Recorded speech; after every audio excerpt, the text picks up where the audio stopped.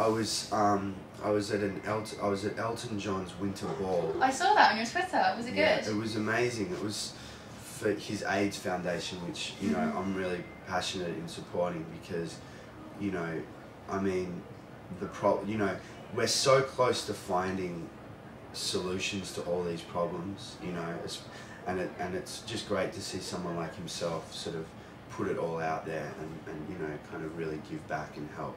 And it was cool. Kelly Rowland got up and sang.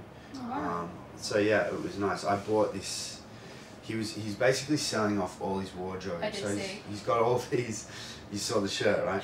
So he's got all these. I guess some of it's what you would consider vintage. Really, it's probably like, you know, but all like designer labels. You know, Versace shirts. And I bought this silk Versace shirt, which had bees all over it and a picture, like a very regal portrait of Napoleon sitting on a throne on the back. And I bought it, and I feel good about buying it because I was donating really to a good cause, and I have Elton John's shirt.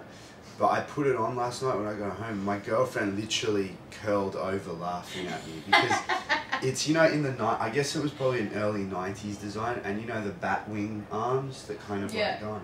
So it's really, really big. But I don't know. I just feel like I have to wear it at some point. I think you should. I did see the picture on Twitter, and I did think, oh my god, that's a far out. But you know, statement and everything. You could, you know, rock it. Yeah, I think I can get away with it just because it used to be Elton John's. Exactly. Tell everyone that, you know. It's amazing. But obviously I follow you on Twitter.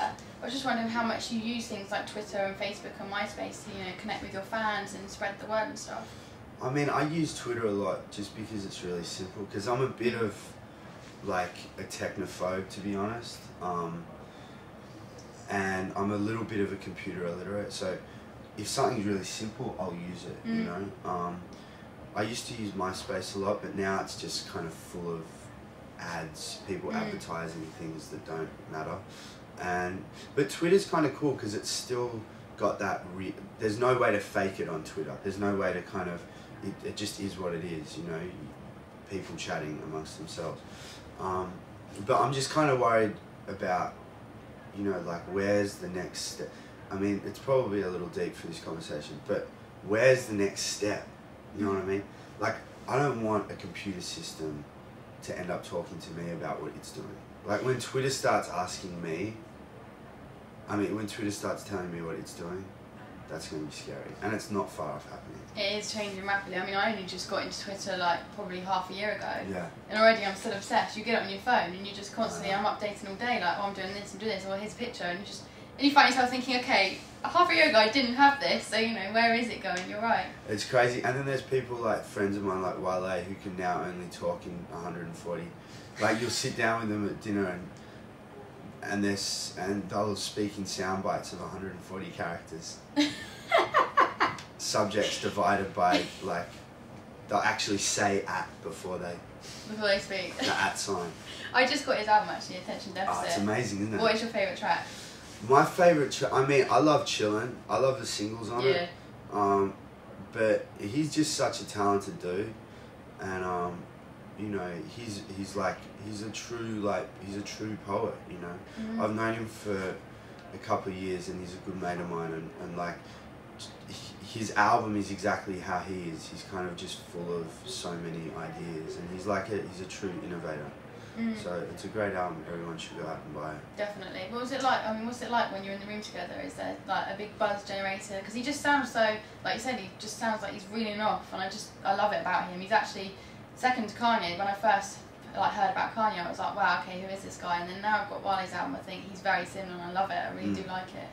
Yeah, he's kind of like you know, he's just super talented. I mean, when we did Change together, that was because you know, we've been working together for so long. We've been on the road with Mark Ronson a lot, and I'd sort of witnessed him as, you know, sort of a performer.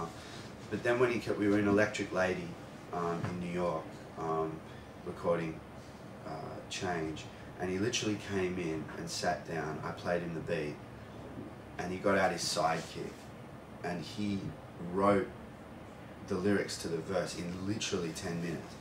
Wow. And it's not a verse about sort of you know, champagne popping and clubs either. It's kind of, there's nothing kind of paint by numbers about that verse. It's a really like amazing verse, and he wrote it in literally like under 10 minutes. Got in the booth and recorded it.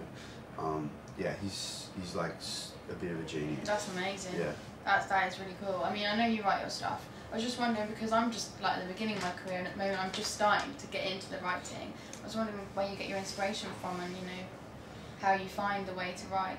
I mean, I get inspiration from everything. Like I try to, you know, I try to listen to a lot. I'm always listening to music, but people I feel inspire me the most. And like being able to travel around and meet people is always a huge inspiration. Reading books, I read a lot of books, and you know, I think that, you know, I want to always just absorb people. You know what I mean? And I'm a people watcher as well. So it kind of, you'll get inspired by having a conversation with someone and then reading a book about something else and listening to a song, and then you'll sit down and when you're writing a song, all those kind of things will come out, you know. Okay, so I'm just going to wrap this up because I think we're running out of time. I'm going to shoot some questions at you, a bit of a quick fire round, so just give me the answer that you most agree with. Okay, here we go. Mac or PC? Mac. Sweet or savoury? Savoury. Good choice. iPhone or BlackBerry? BlackBerry. Yeah. Alicia Keys or Aretha Franklin? Aretha Franklin. Christmas in Australia in the sun or Christmas in New York in the snow?